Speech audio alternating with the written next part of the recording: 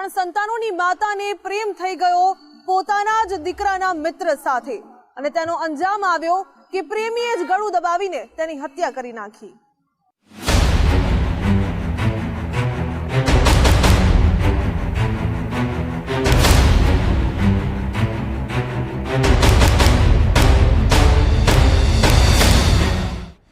સભ્ય સમાજને શરમાવી તેવા લગ્નેતર સંબંધોના લોહિયાળ અંજામની ઘટનાઓ અવિરત વધતી જાય છે।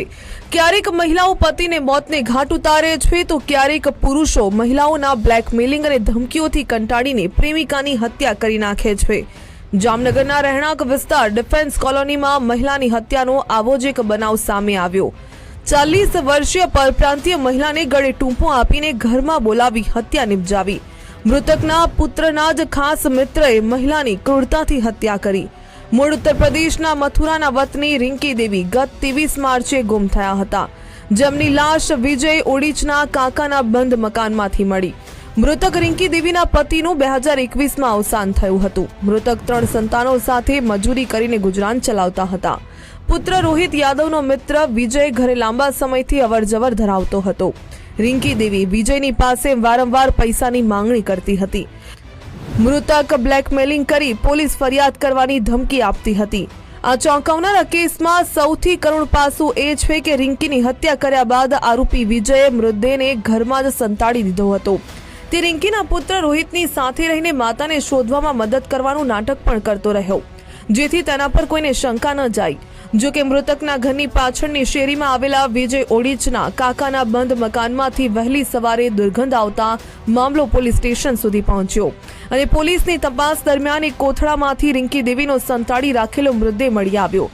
જામનગર સિટી સી ડિવિઝન પોલીસે મૃતકના પુત્ર રોહિતની ફરિયાદના આધારે આરોપી વિજય ઓડિચની સામે હત્યાનો ગુનો નોંધીને તેની અટકાયત કરી લીધી છે।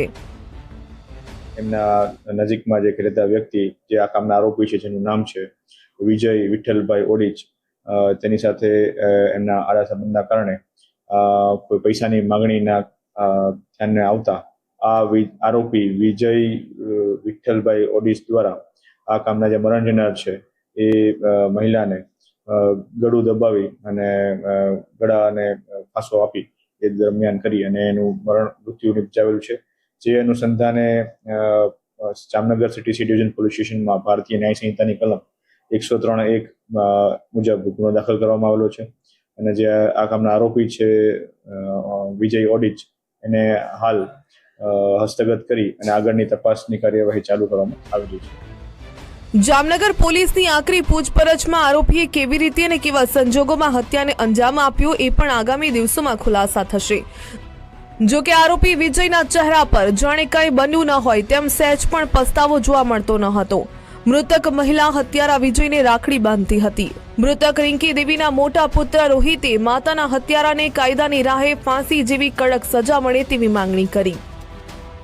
મારી મમ્મી 6:30 વાગે આવી હતી અને 7:30 વાગ્યા સુધી મારા ભાઈ આગળ હતી, એને કંઈક કામ હતું અને 7:30 વાગ્યા પછી મારી મમ્મી લાપતા હતી, ક્યાંય ગઈ ક્યાંય નથી ખબર।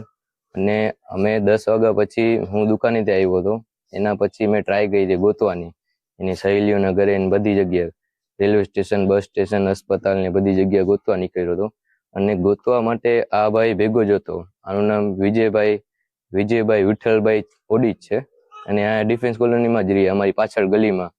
અને આ ભાઈએ અમારી સાથે 3 દિવસથી ગોતતો હતો અને 3 દિવસથી એને ખબર નથી પડી કે મારી મમ્મીની બોડી આની ઘરે જ છે અને મારી મમ્મીની કાનના બુટ્ટી ને નાકના ફૂલ ને સોનાની ચેન ને વીંટી ને બધું ગાયબ છે મારા ઘરમાંથી। આડા સંબંધો એક માતાએ જીવ ગુમાવતા હવે 3 સંતાનો નોંધારા બન્યા છે। આ પરિવારની એક 6 વર્ષની દીકરીને તો કદાચ સમજ પણ નથી કે જે ભાઈ ઘરે આવતો હતો તેણે જ માતાને મોતને ઘાટ ઉતારી દીધી છે। જ્યારે પાડોશી કે મિત્ર જ વિશ્વાસઘાત કરે ત્યારે સુરક્ષા કોની પાસે માંગવી તે એક મોટો કોયડો બની જાય છે। આ બનાવ સાબિત કરે છે કે ઓછા પરિચિત લોકો પર આંધળો વિશ્વાસ કરવાનું ટાળવું જોઈએ, નહીં તો આખો પરિવાર વેરવિખેર થઈ શકે છે। નથુ આહિર, ગુજરાત ફર્સ્ટ, જામનગર।